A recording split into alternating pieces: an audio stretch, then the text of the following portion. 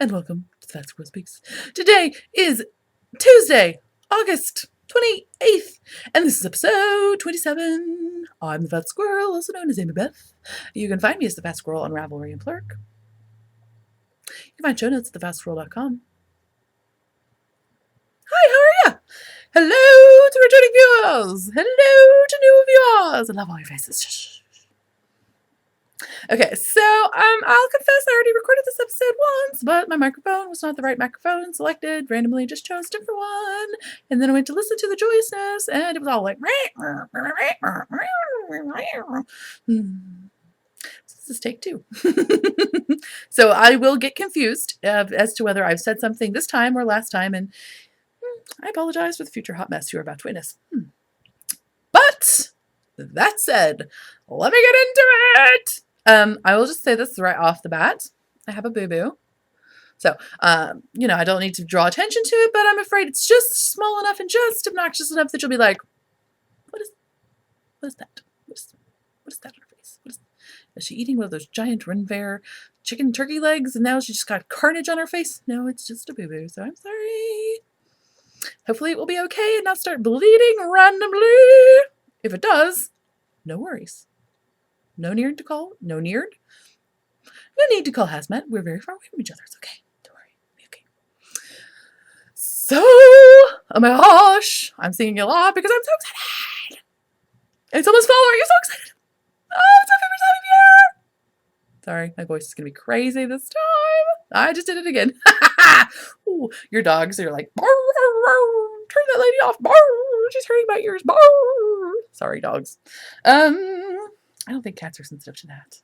I'm not discriminating against cats, people, or reptiles or birds. I just think only dogs are affected by those things. So, what have I been doing this week? Oh my gosh, some stuff. My husband's been all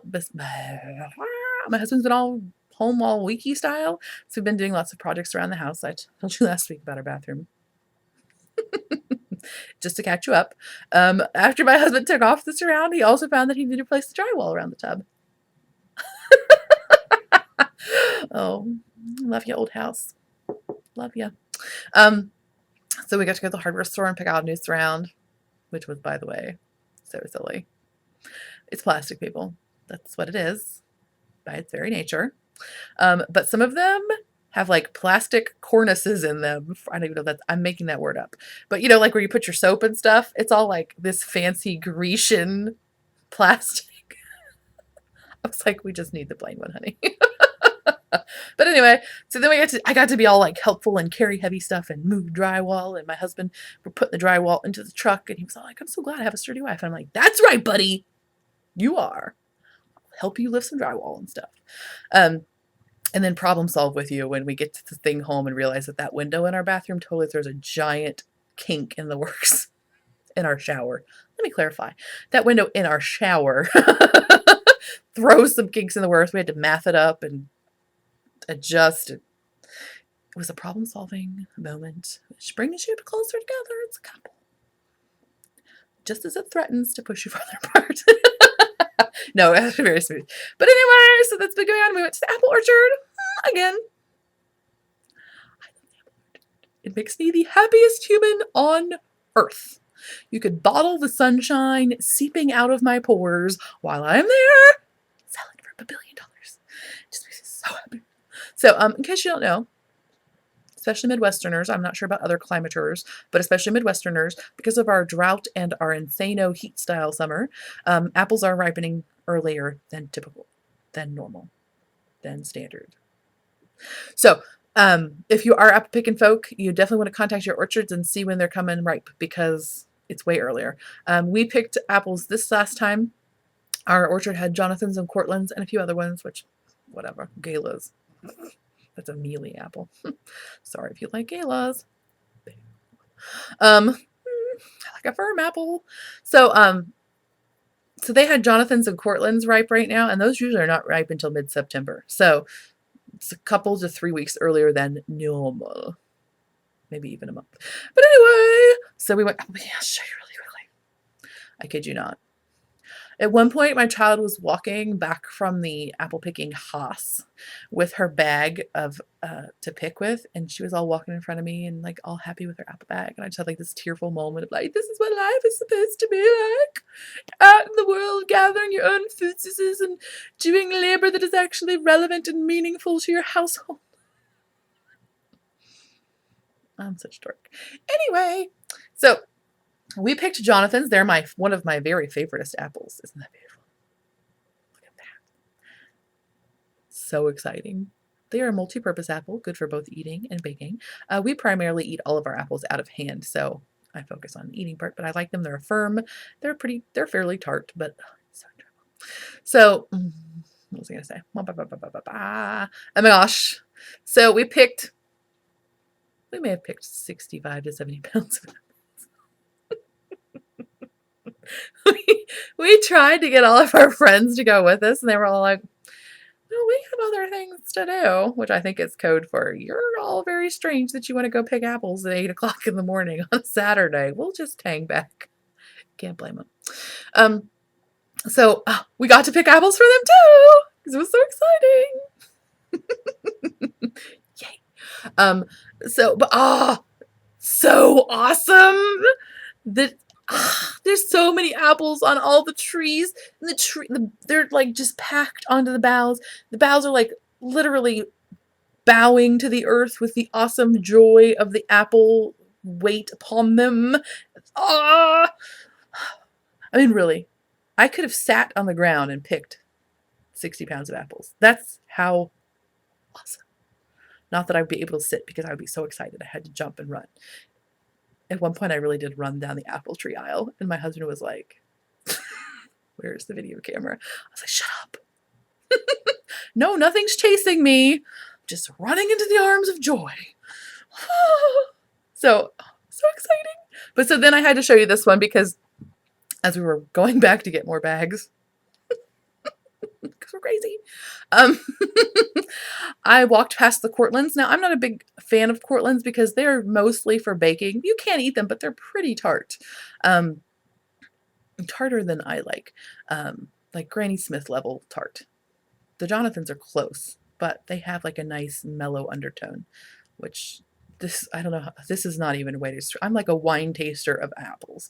Okay, so the Cortland has a very high sour note, and the Jonathan has like a medium sour note. Like there's a sweetness underneath of it.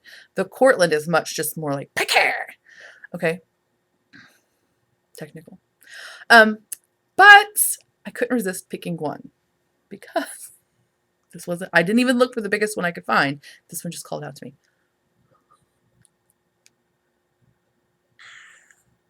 How exciting is that?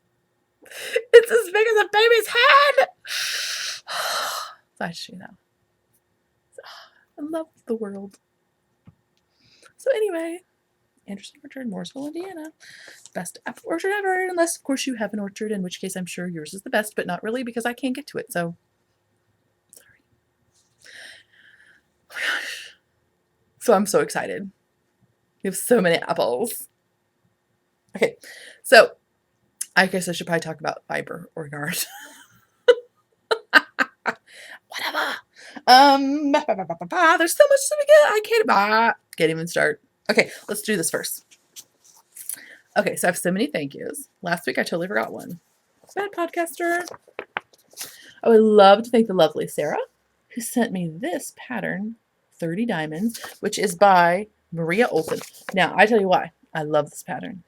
You can't really tell from here, but you can tell if you look at it online. It's garter stitch lace.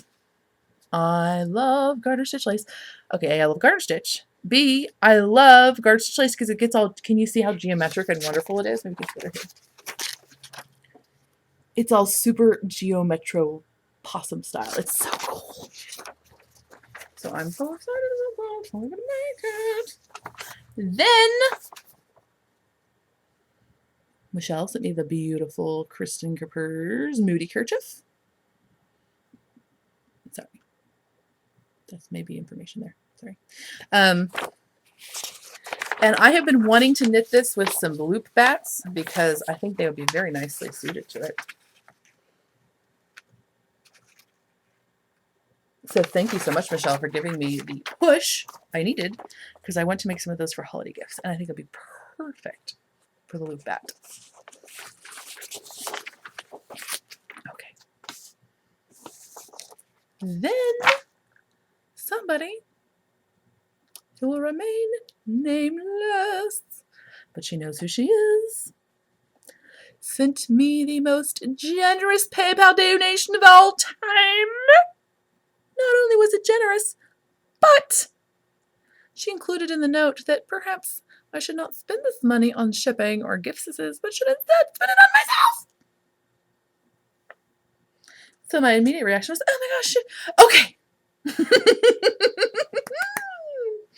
So I was very excitedly looking at Etsy for a long time. I'll admit it, I'm slightly gluttonous. First thing that I have been coveting and finally got to purchase. It's from the beautiful Liz at Hobbledehoy Fibers. Oh, Hobbledehoy Yarn and Fiber. I apologize. So you've heard all about her great stuff, right? So have I.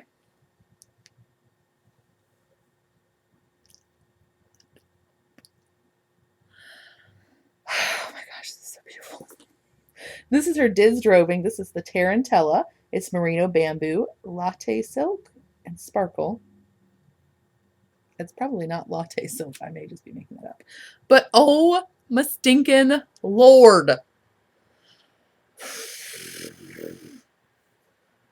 As soon as I opened this, I was like, clearly I need to buy a drum carder now. With my invisible lottery earnings.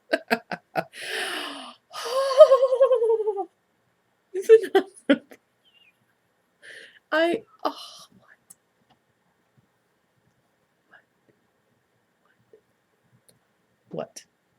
Up.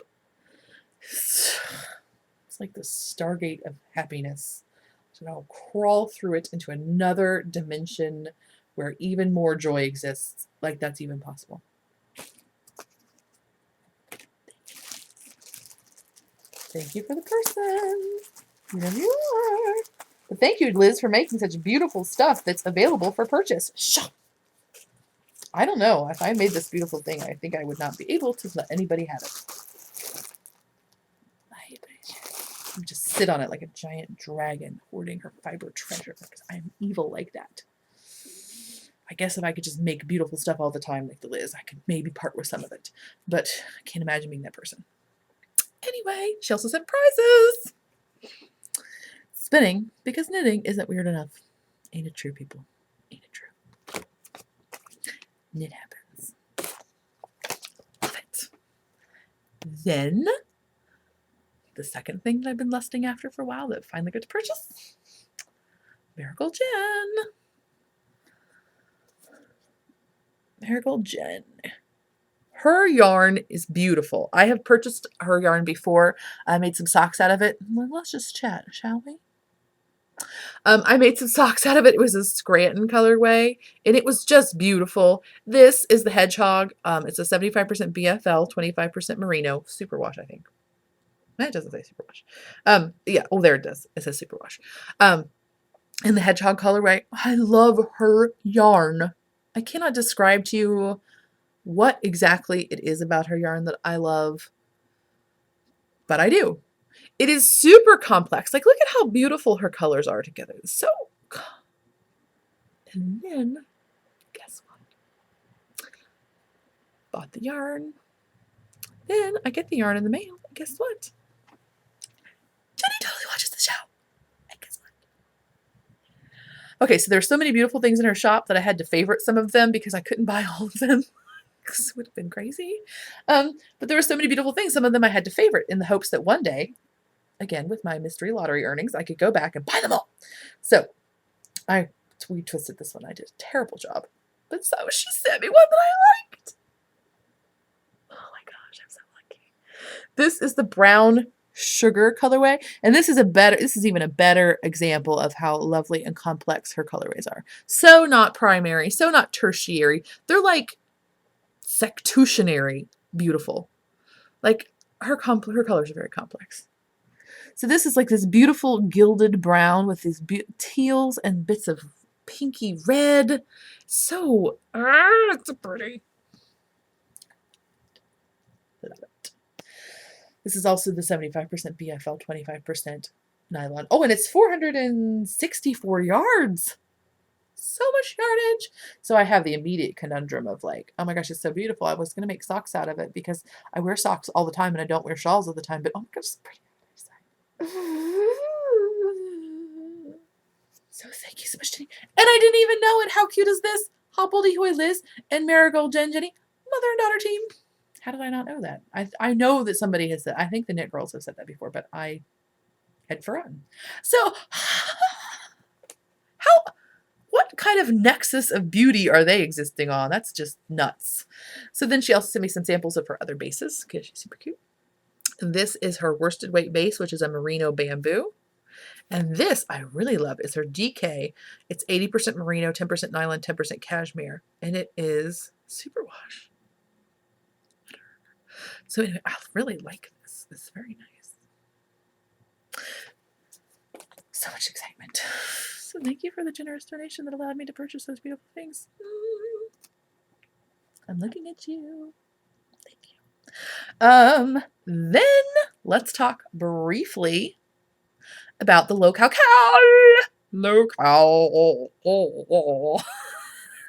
Sorry. It is running September 1st, which is coming up very quickly. September 1st through October 14th. It can be any product you would like as long as it's made out of a local fiber of some sort or another. It can be cotton, it can be wool, it can be silk, it can be yak, it can be camel, it can be your dog. I don't care. So local of some sort. It can be spun by you, spun by somebody else, spun commercially, etc., etc. So one of our beautiful members across the pond, Gilly. I hope it's Gilly and not Jilly. I feel like it's Gilly. But then I was like, my husband was like, no, that's Jilly. And I was like, you're clearly wrong. Gilly is so much more fun in my head. So I'm sorry if it's Jilly. You're Gilly now. I know that's rude. I can't help it. I'm sorry. So she sent local to her, guess what? Rowan Pure Life.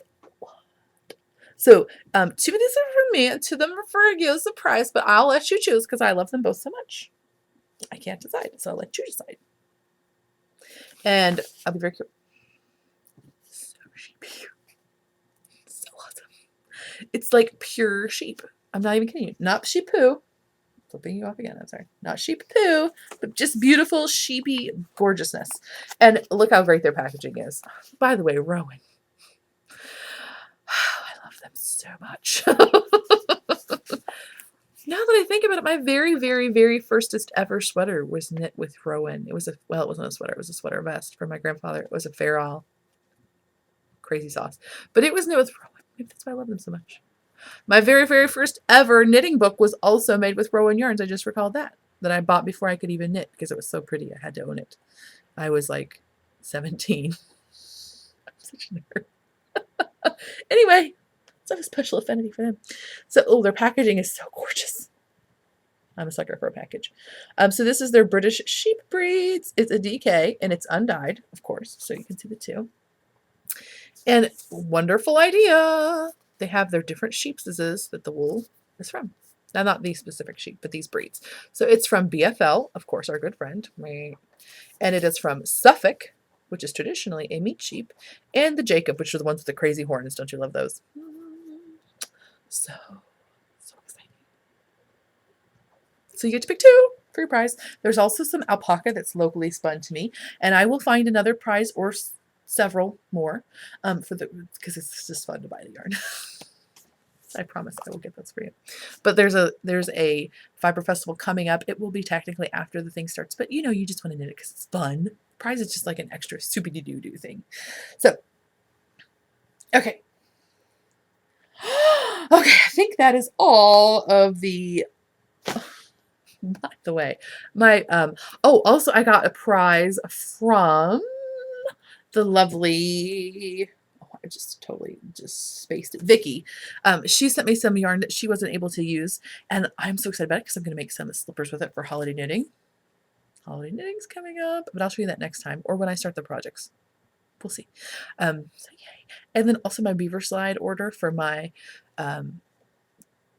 commission knitting came in, and this all came on the same day. Yesterday!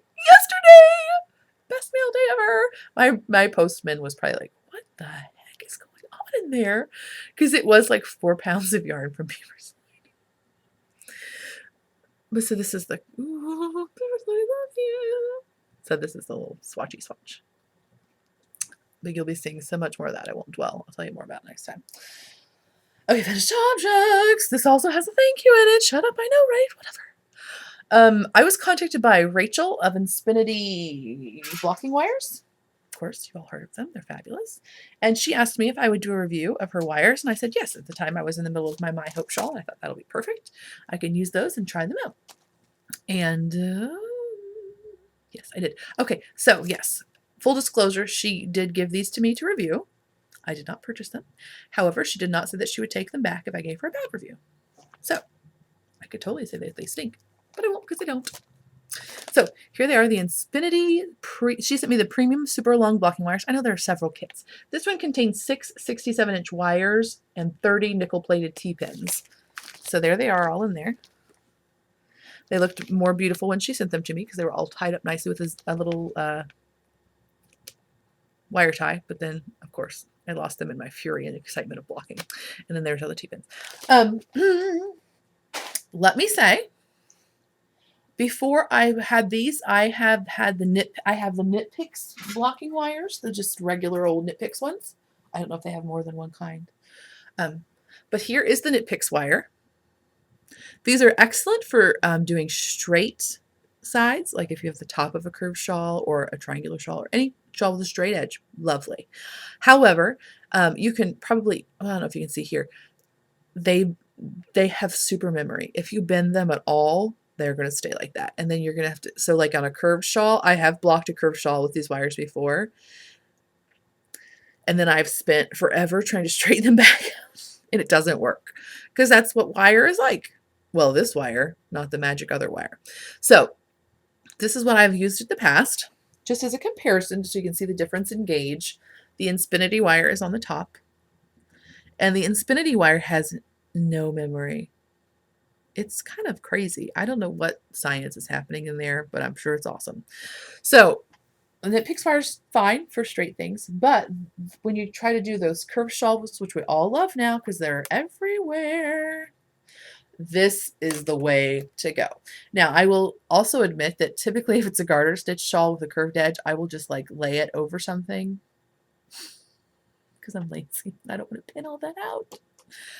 But let's face it, though, the edge looks kind of wonky when you do that. It's never quite as pristine and nice as it would be if you had actually pinned it all out. Or had you used this.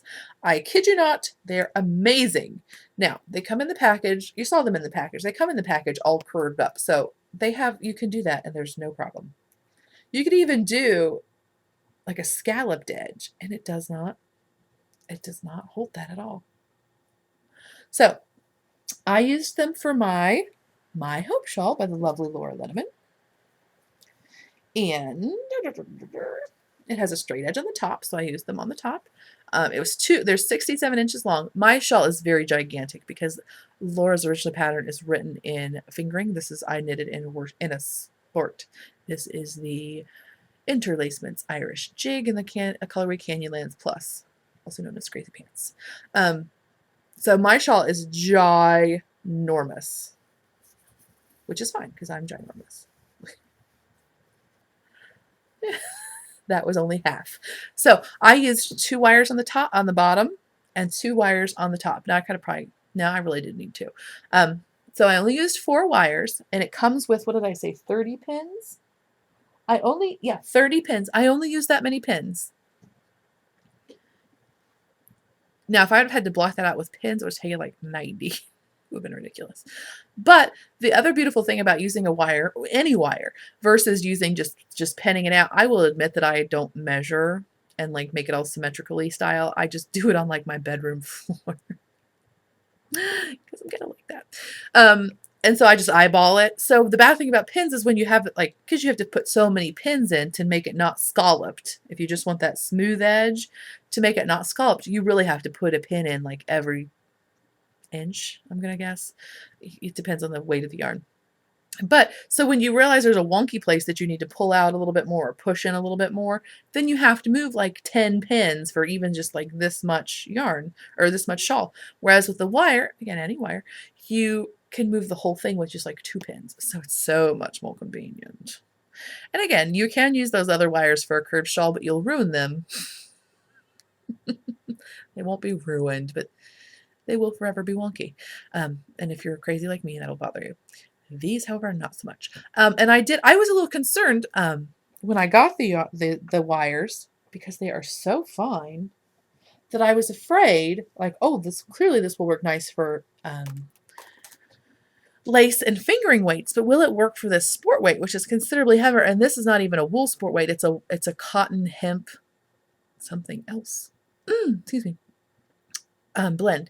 So I was a little afraid that they would not be like sturdy enough, but it worked very nicely. And in fact, it was much easier because it's so fine. You can just kind of sew it into the edge, and it's much more flexible than the other ones, the thicker ones. So it's much easier to work with in that way.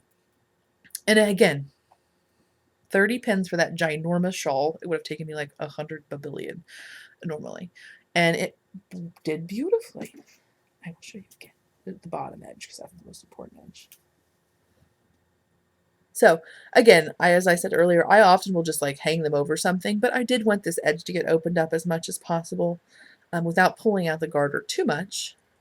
And this just worked lovely. So I highly recommend them. Now, would I say one versus the other? Like if you're only able to purchase one or the other, well, part of it's going to depend on what kind of shawls you knit. If you really only ever knit triangular shawls, then those rigid ones are fine. But the other ones are much more flexible in terms of what you can block with them, because you can block a straight edge. I blocked the top of this with them, and you might have to use a few more pins than you would with a really rigid wire, but again, not very many, and not nearly as much as you would have to use without a wire at all. But you can also do the curved edges, and you could do a scallop just as easily and all that good stuff too. So I don't know. If I were going to buy pins tomorrow and I didn't have any pins, if I were going to buy blocking wires tomorrow and I didn't have either, but I had the experience I have, I would buy the Infinity ones. I do think that they're much more versatile than the more traditional blocking wires. So they're nice. Okay. Oh, so did I really show that off enough? I don't think I did. I'm so excited about the wires. That's just didn't even show off my knitting enough. So my shawl is ginormous. As I said earlier, it's really crazy. But so it's big enough that you could actually wear it as a full-on shawl and be all like Stevie Nicks and stuff. Or I'm just doing terrible styling. I'm such a so fancy. Which is how I wear it. All rapid it up as a fall accent. It's not a thumbnail colorway. My red hair and stuff. So I'm super pleased with it. The beaded bind off was treacherous, but that's nothing to do with lore. That's just the technique and the fact that I used a heavier yarn than I should have, and I used cruddier beads than I should have, and I didn't have the fancy crochet hook. That said, I did get it done. And I am pleased with it. Would I ever do a beaded bind off again? Sure would. Would I look forward to it? Probably not. But again, the process would have been much more pleasant had I had the right tools. And that was purely my fault. Second finished object. I'll show you these because they're little. These are the basic Skype sock by Adrienne Koo in Sock Ease in the Rock Candy colorway. I think it's Sock Ease, but now that I say that, I could be wrong and I don't have the ball band. But whatever, you've seen it a million times. I'll put it correctly in the notes.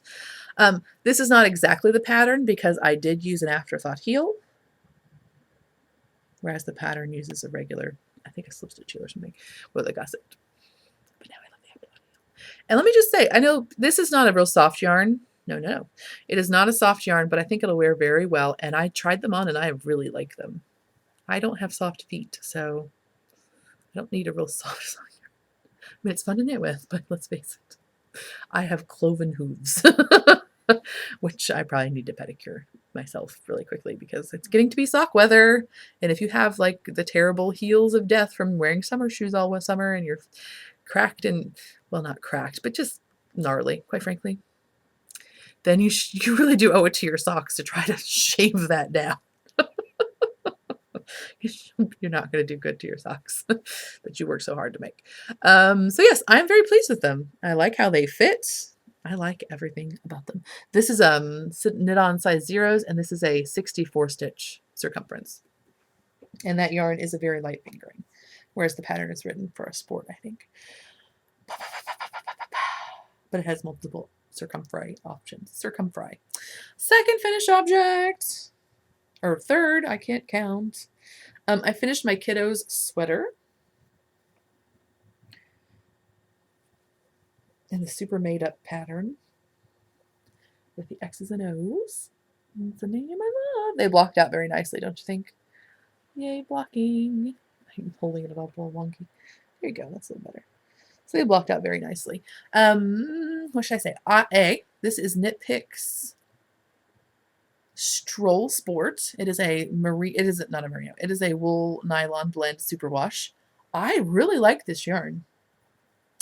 I'm not super keen on the colors of it, but it is very versatile, it's very wearable. I should say that. It's superwash high. That's a nice bonus. But it's also very soft. It is a 4-ply. Sorry, my phone is ringing. It's a 4-ply. It didn't ring during the first take, I swear. It's a 4-ply, so it's a very round yarn, which is very pleasant to knit with, don't you think? I don't know why it's much nicer to knit with, but it's a super round yarn. It's pretty squishy. So yeah, this is a very flat color. I mean, that's just what it is, and that's what I needed, so it worked out perfectly. But I usually prefer like a heathered color or, you know, some sort of tonal. And they did have a few heathers, like some grays and some browns in their rainforest heather, I think, which is a nice green. So I'm not super keen on their colors, but man, I think it would be very, you know, like in terms of wearability, it would just be like putting on one of those little fleece things, you know, super easy to wear. So I might make something for myself now.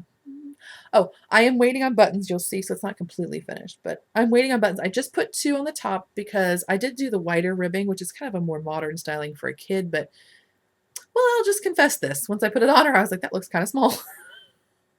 Oops. So I did make the wider ribbing for fashion.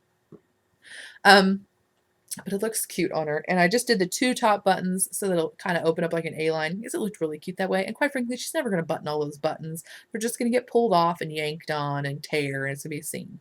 What else do I want to say? Oh, I did do a short row sleeve cap and sleeves, whatever, which I love. I'll try to remember to, I already wrote that down.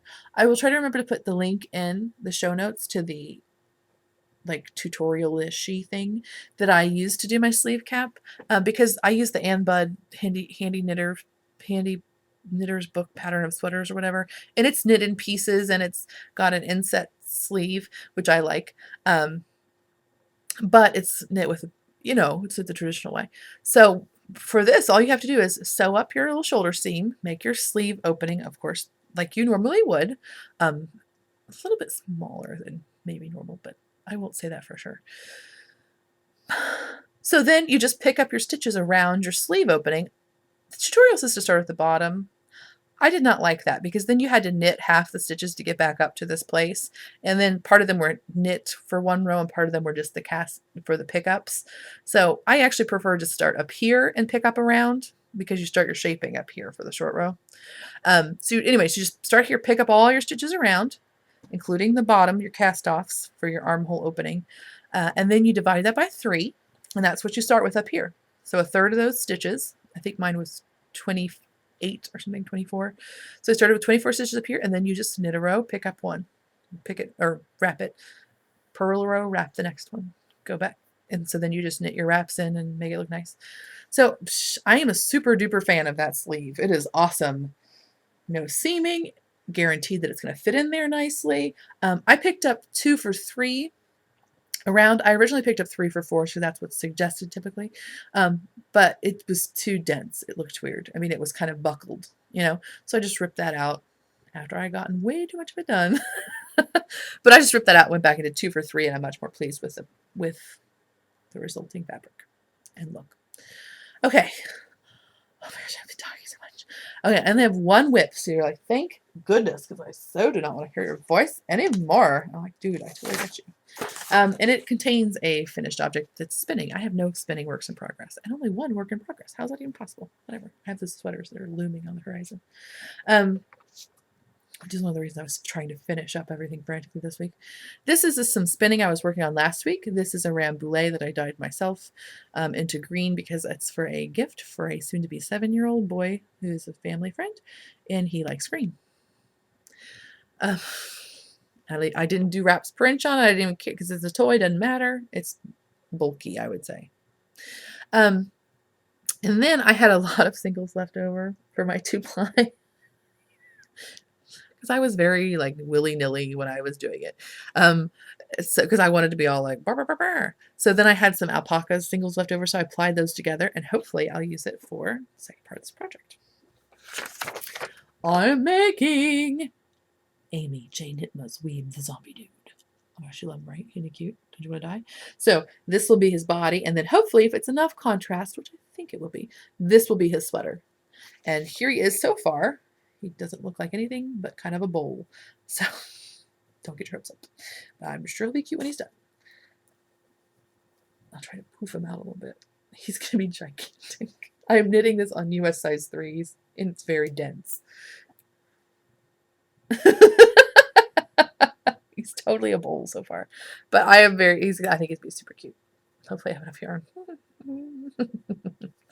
But anyway, that just looks wonkier and wonkier. I'm sorry, Amy. But anyway, it's going to be super cute. And hopefully I'll have, well, I will have that done next weekend because his birthday is coming up.